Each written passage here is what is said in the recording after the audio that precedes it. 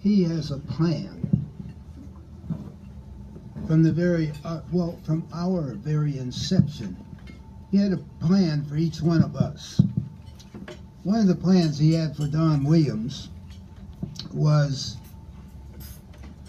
in 1963, he came to Chicago, Illinois, pursuing a degree in urban planning.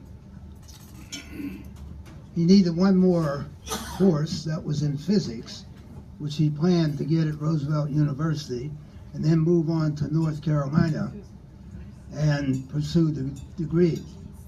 But he had 5 children, and the demands that those children had precluded him pursuing that degree. So what he did, since he was a registered pharmacist, he went to the pharmacy there, office, downtown Chicago, and they sent him out to a place called Maywood, Illinois, which he had never heard of before. He gained employment there, and about 6 months after he arrived, there was a fellow pharmacist named Jim Strickland.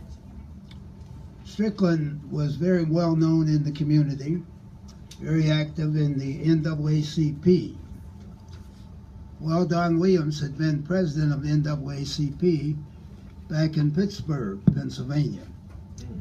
So Jim was going to buy a drugstore in Chicago, and he was not going to be able to accept the presidency of the NAACP here in the western suburb. So he said to Don, "What about you?" I said, Jim, these people don't know me." He said, "But they know me, and I will run interference for you." So he proceeded to do that. Well, the first thing that we wanted to do, because there was some turbulence at Proviso East High School, it seemed that the African American students were being shortchanged. Matter of fact, the school seems to be shortchanging all of its students right now to some degree, because only about half of them graduate. But we decided that we didn't have anybody in the NAACP at that time that we could offer. But there was a basketball player, and his name escapes me right now, at that time, Bill, who was very well known in the community, and we thought that we would solicit him. Al Nunes, thank you. But Nunes had another commitment, and he would not be able to accept. But he said, "You want Fred Hampton."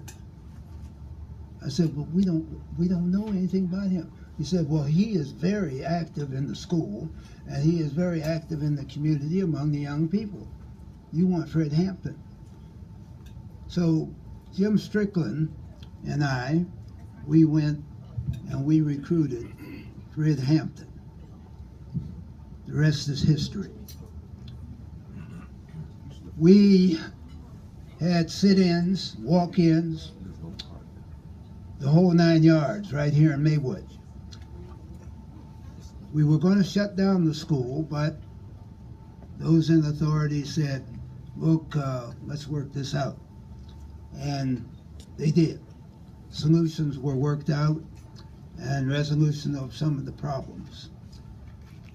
Meantime, there wasn't a great deal of interaction between Fred and myself after that particular thing. But Fred moved on, because word of the kind of leadership that he exhibited here in Maywood became pretty much Chicago land wide. And he became president of the Illinois Black Council. I am delighted that I had a very small part in contributing to what Fred Hampton did, because he impacted African Americans of all ages. Some of us, you see, we're not very much aware of some of the conditions. We're not very attentive to some of the conditions. And certainly we're not disposed to do anything about it. But Fred exhibited the kind of leadership at all levels, and we responded. So I thank you for the opportunity to share that little bit, the small part that I played in it, and I'm going to turn it back over to Bill Hampton.